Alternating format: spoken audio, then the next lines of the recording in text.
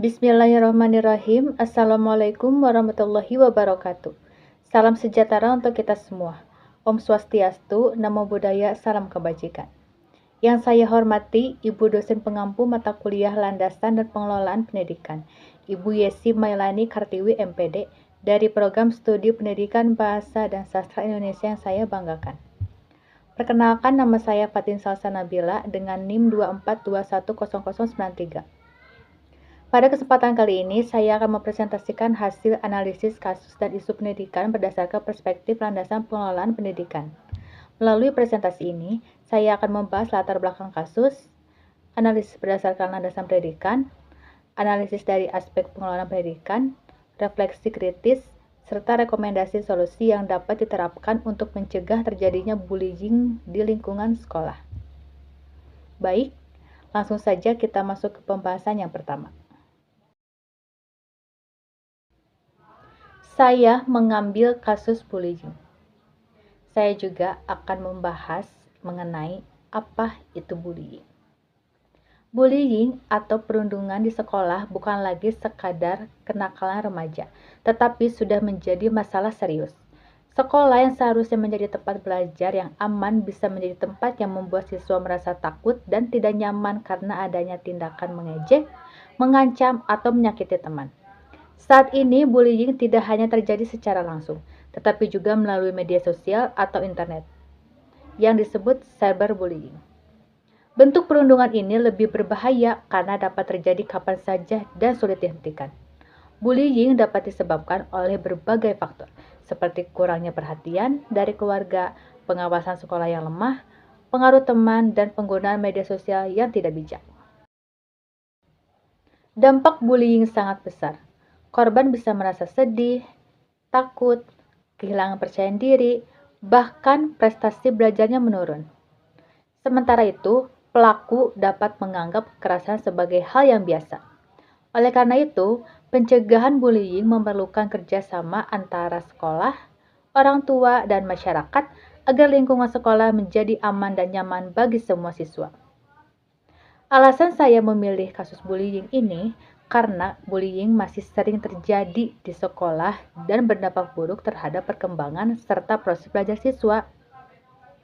Kasus ini juga bertujuan untuk memberikan pemahaman tentang pentingnya pengelolaan pendidikan dalam mencegah dan menangani bullying. Selanjutnya ada paparan kasus. Kasus dugaan perundungan, pelecehan seksual, dan pengeroyokan yang dialami siswa berinisial RE di sebuah SMA swasta di Jakarta Selatan menjadi perhatian serius bagi dunia pendidikan. Korban harus menjalani perawatan di rumah sakit akibat kekerasan yang dialaminya. Peristiwa ini menunjukkan bahwa perundungan tidak hanya terjadi dalam bentuk fisik, tetapi juga verbal, nonverbal, dan melalui media sosial. Kasus tersebut memperlihatkan adanya budaya kekerasan di lingkungan sekolah yang berlangsung berulang kali, tanpa penanganan yang memadai.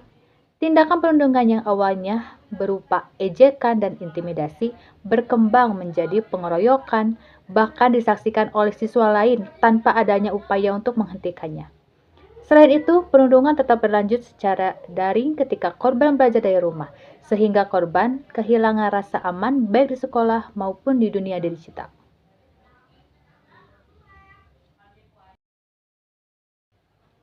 Peristiwa yang kini telah masuk tahap penyidikan oleh Kepolisian Resort Metro Jakarta Selatan ini menunjukkan pentingnya pengawasan yang lebih ketat dari pihak sekolah. Kasus ini juga menjadi pengingat bahwa sekolah memiliki tanggung jawab untuk melindungi siswa dari segala bentuk kekerasan. Melalui penyidikan yang dilakukan, diharapkan penyebab terjadinya perundungan dapat terungkap dan pihak yang bertanggung jawab dapat diproses sesuai hukum.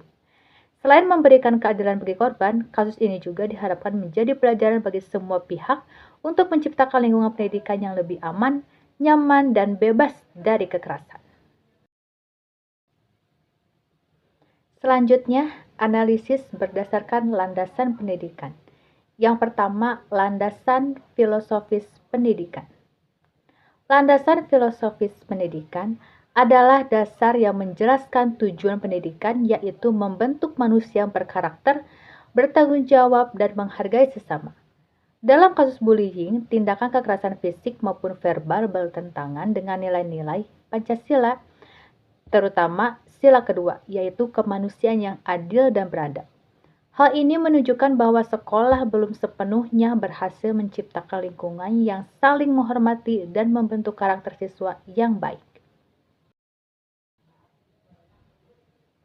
Yang kedua, berdasarkan landasan psikologis pendidikan. Menurut Sang dan Di Benedetto, psikologi pendidikan membahas bagaimana individu belajar dan berkembang dalam lingkungan pendidikan, serta bagaimana proses tersebut dapat didukung melalui intervensi dan strategi berbasis teori psikologi, seperti social cognitive theory, achievement goal theory, dan self-determination theory. Psikologi pendidikan sangat erat kaitannya dengan teori-teori belajar karena teori-teori ini menyediakan kerangka kerja untuk memahami cara siswa memperoleh, memproses, dan mempertahankan pengetahuan.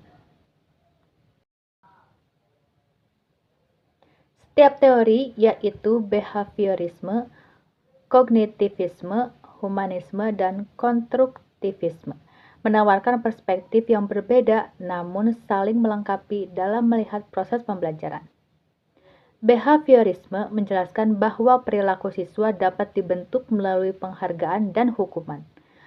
Kognitivisme menekankan pentingnya membantu siswa memahami materi, bukan hanya menghafalnya. Humanisme berfokus pada kebutuhan emosional siswa dan pentingnya lingkungan belajar yang aman serta nyaman. Sementara itu, konstruktivisme menjelaskan bahwa siswa belajar dengan membangun pengetahuan melalui pengalaman dan interaksi dengan orang lain, sedangkan guru berperan sebagai pembimbing. Berdasarkan landasan psikologis pendidikan yang berfokus pada perkembangan jiwa, emosi, dan perilaku peserta didik, kasus ini menyoroti dampak trauma mendalam yang dialami korban hingga harus menjalani perawatan di rumah sakit. Landasan ini juga digunakan untuk membedah kondisi mental pelaku yang cenderung mencari validasi melalui kekerasan serta mentalitas para siswa lain di sekitar yang memilih diam atau menonton tanpa berupaya menghentikan tindakan tersebut. Selanjutnya yang ketiga ada berdasarkan landasan sosiologis pendidikan. Landasan sosiologis pendidikan adalah acuan atau asumsi dalam penerapan pendidikan yang bertolak pada interaksi antar individu sebagai makhluk sosial dalam kehidupan bermasyarakat. Landasan sosiologis pendidikan melihat sekolah sebagai sebuah miniatur masyarakat yang di dalamnya terdapat interaksi sosial antar individu. Kasus RE memperlihatkan adanya normalisasi budaya kekerasan atau senioritas yang tidak sehat di lingkungan pertemanan sekolah, di mana perundungan tersebut bahkan meluas ke ranah digital atau cyberbullying ketika korban sedang belajar dari rumah. Yang terakhir, berdasarkan landasan yuridis pendidikan. Kalang 2017 dalam Yana 2023 menjelaskan bahwa landasan yuridis pendidikan merupakan seperangkat konsep peraturan perundang-undangan yang berlaku dengan acuan baik material maupun konseptual dalam pelaksanaan pendidikan dan praktek pendidikan di suatu negara sebagai dasar peraturan perundangan yang menjadi landasan dalam pelaksanaan pendidikan. Melalui landasan yuridis pendidikan, kasus kekerasan ini ditinjau berdasarkan kekuatan hukum dan undang-undang yang berlaku di Indonesia. Tindakan pengeroyokan dan pelecehan ini telah melanggar Undang-Undang Nomor 35 Tahun 2014 tentang Perlindungan Anak, serta Permendikbudristek Nomor 46 Tahun 2023 tentang Pencegahan dan Penanganan Kekerasan di Lingkungan Satuan Pendidikan, sehingga sangat tepat jika kasus ini telah dibawa ke ranah hukum oleh Kepolisian Resort Metro Jakarta Selatan. Selanjutnya, analisis berdasarkan pengelolaan pendidikan, perencanaan, pelaksanaan, evaluasi, faktor pendukung, dan penghambat. Sekolah perlu merencanakan program pencegahan bullying sejak awal tahun ajaran, seperti membentuk tim penanganan membuat aturan anti perundungan dan memberikan sosialisasi kepada seluruh warga sekolah. Pada tahap pelaksanaan, sekolah harus menjalankan program tersebut dengan melibatkan guru BK, meningkatkan pengawasan, serta memberikan sanksi yang tegas kepada pelaku. Kasus bullying yang terus berulang menunjukkan bahwa evaluasi di sekolah belum berjalan dengan baik. Oleh karena itu, sekolah perlu rutin mengevaluasi pengawasan, penanganan laporan, dan sistem pengaduan agar siswa merasa aman untuk melapor. Keberhasilan program didukung oleh adanya aturan dari pemerintah, kerjasama sekolah, orang tua, dan aparat penegak hukum. Namun, masih ada hambatan seperti siswa yang enggan melapor, sulitnya mengawasi cyberbullying, dan adanya pihak yang menutupi kasus demi menjaga nama baik sekolah. Selanjutnya, refleksi kritis terhadap kasus. Kasus bullying yang dialami RE menunjukkan bahwa sekolah belum mampu melindungi siswanya dengan baik. Sekolah yang seharusnya menjadi tempat yang aman justru menjadi tempat terjadinya kekerasan yang membuat korban mengalami trauma hingga harus dirawat di rumah sakit. Kasus ini juga menunjukkan lemahnya pengawasan dan evaluasi dari pihak sekolah. Tindakan pencegahan baru dilakukan setelah kasus menjadi masalah hukum. Padahal sekolah seharusnya bertindak sejak laporan awal diterima. Selain itu, sikap diam teman-teman yang menyaksikan bullying menunjukkan masih rendahnya kepedulian dan adanya anggapan bahwa kekerasan adalah hal yang biasa. Karena itu, sekolah perlu meningkatkan pengawasan, menindak tegas pelaku, serta membangun budaya saling menghormati agar bullying tidak terulang. Dengan demikian, sekolah dapat menjadi tempat yang aman dan mendukung perkembangan karakter setiap siswa. Selanjutnya, rekomendasi solusi bagi semua pihak. Untuk mencegah bullying, semua pihak harus bekerja sama. Sekolah perlu menjalankan tim pencegahan dan penanganan kekerasan secara aktif, membuat aturan yang tegas, meningkatkan pengawasan, menyediakan tempat pengaduan yang aman, dan memberikan sanksi yang adil kepada pelaku. Guru, terutama guru BK dan wali kelas, harus memperhatikan kondisi siswa, mengenali tanda-tanda bullying sejak dini, serta menanamkan nilai saling menghormati dalam pembelajaran. Siswa juga harus berani menolak bullying, membantu teman yang menjadi korban, dan menggunakan media sosial dengan bijak agar tidak melakukan atau menyebarkan cyberbullying. Orang tua juga perlu memberikan perhatian, mendidik anak tanpa kekerasan, serta menjalin komunikasi yang baik dengan sekolah untuk mendukung pencegahan bullying. Pemerintah juga perlu mengawasi pelaksanaan aturan tentang pencegahan kekerasan di sekolah dan memastikan setiap kasus ditangani secara adil agar sekolah menjadi tempat belajar yang aman dan nyaman bagi semua siswa. Dari materi yang sudah saya paparkan, dapat disimpulkan bahwa perundungan pada era modern menjadi masalah yang semakin kompleks. Tindakan perundungan tidak hanya terjadi secara langsung di lingkungan sekolah, tetapi juga dapat berlanjut melalui media digital sehingga memberikan dampak psikologis yang lebih besar kepada korban. Terjadinya perundungan secara berulang hingga menyebabkan korban harus menjalani perawatan di rumah sakit menunjukkan bahwa pengawasan dan upaya pencegahan di sekolah belum berjalan secara optimal.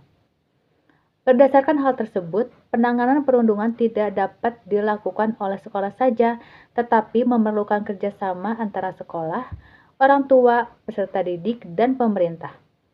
Pelaksanaan aturan yang berlaku, pengawasan yang baik, serta kepedulian seluruh warga sekolah sangat diperlukan untuk mencegah terjadinya perundungan. Dengan adanya kerjasama tersebut, diharapkan lingkungan sekolah dapat menjadi tempat belajar yang aman, nyaman, dan mendukung perkembangan peserta didik. Demikian materi yang sudah saya jelaskan. Mohon maaf jika ada kesalahan kata yang saya ucapkan. Terima kasih kepada Ibu dosen terhormat, dan semoga kasus bullying tidak terjadi lagi di sekolah atau di mana saja. Akhir kata, wabillahi taufiq wal hidayah. Wassalamualaikum warahmatullahi wabarakatuh. Salam sejahtera bagi kita semua. Om Shanti Shanti Om. Namo Buddhaya. Salam kebajikan.